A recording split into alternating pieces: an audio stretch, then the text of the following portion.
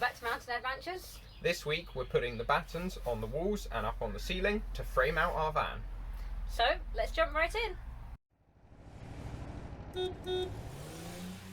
It's always important to have a plan,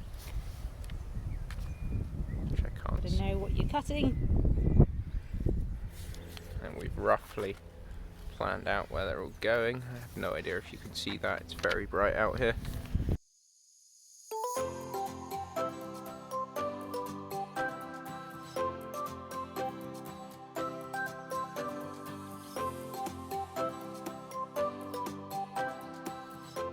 We are currently drilling pilot holes into our wall battens so they're ready to be put onto the wall of the van, and then after we've drilled those pilot holes I'll be countersinking them so we get the screws to sit nice and flush.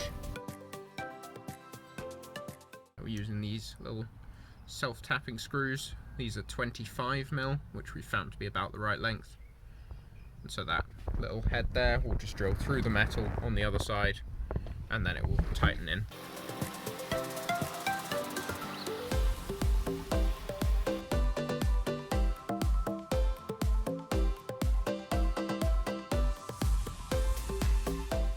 That's the third drill bit we've broken.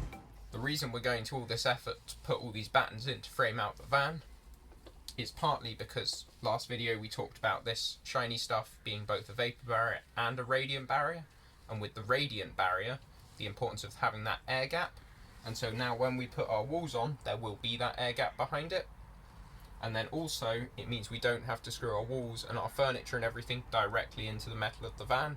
What that does is it prevents thermal bridging, which is where the conductive heat will transfer through the metal of the van from the outside and straight through the screws, and then you can get condensation on the inside on the screw, whereas this way there's no metal contact from the inside all the way through to the outside.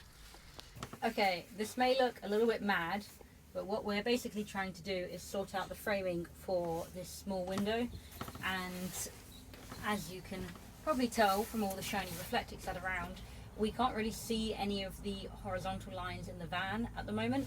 So we've got this laser measurer which kind of draws the vertical and the horizontal that we can line our battens up with. And you can see here it's sunk a little bit with the duct tape, but you can see it should be lined up pretty well along this piece of wood. What we're then going to do is we're going to temporarily use these pieces of duct tape just to hold it in place. I'm going to get our horizontal battens, line them up and make sure they are at 90 degrees to each other with one of our straight edges, square edges, and then we will clamp them together and drill through them so they're held in roughly the right place. We just put up our first two window frames here, so hopefully you can see, and then because there's quite a curve here, and by cutting this off with a straight piece it's just so happened to make this basically fit double thickness 12mm ply pretty much perfectly. So we've just put an extra piece on the inside so that when we put the ply on top we'll be able to just flush trim round this, and that will give us a nice cutout to then sit our window frame in. You can just about see in the shot before we've left notes to ourselves on the walls because we suspect we're going to forget to do stuff unless we leave notes. Yeah, well, as I was saying about this, having double layering this up, that means at some point the wall has to drop from 2 layers of battening down to 1 again. So we're going to do that in line with some of our furniture and try and disguise it. Yeah, because it will eventually join up to the 1 layer of batten that we've got down here. So we'll figure that out, make it look good.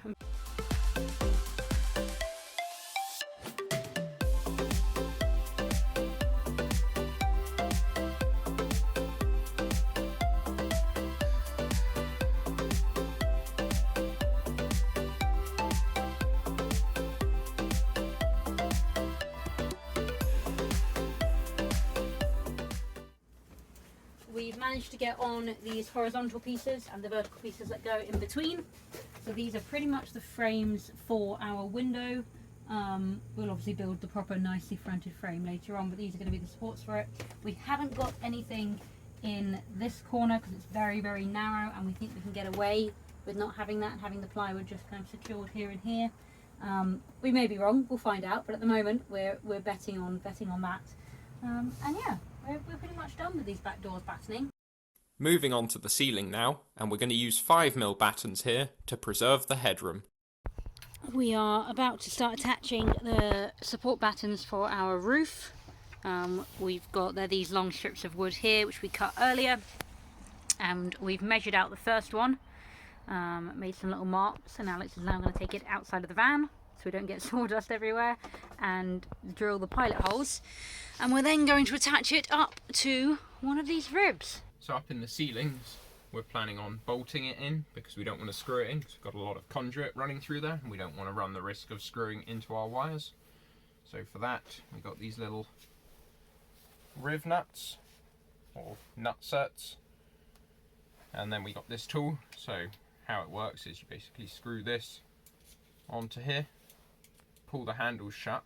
What that does is, hopefully you can see this almost like ribbed section here just near the base, so that pulls that tighter, pulls that down, that then like expands outwards, grips onto the metal behind, and that then means you have a thread which you can put a bolt in from this side without needing access to the back for a nut.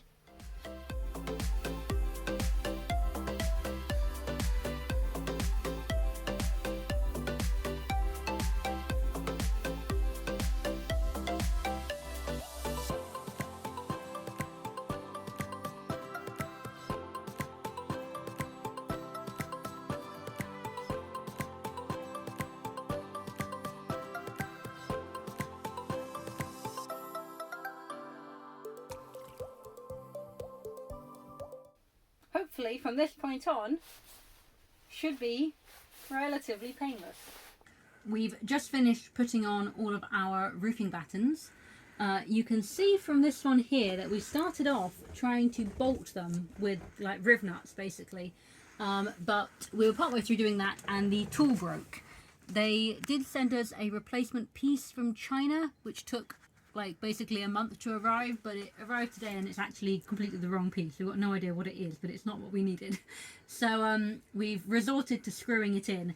This does mean we're at slightly more risk of having hit our conduit and therefore our wires, but because of the way we've stuffed these ribs with the fluffy stuff, and there was quite a lot of room between the fluff and where the conduit would have gone, we don't think we've gone too far. We were using very skinny, like 16mm screws through here, so fingers crossed we haven't mugged up all of our wiring, and the ribs are now all on. Thanks for watching. That's it for this week. We've put the battens on the walls and the ceilings, ready to tackle the walls. So join us next week where you'll see us doing just that, and if you liked this video, don't forget to like and subscribe, and we'll see you next Thursday for the next one.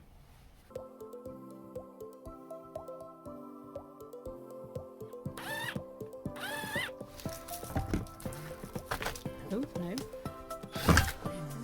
no. Let me do that all again. Reset.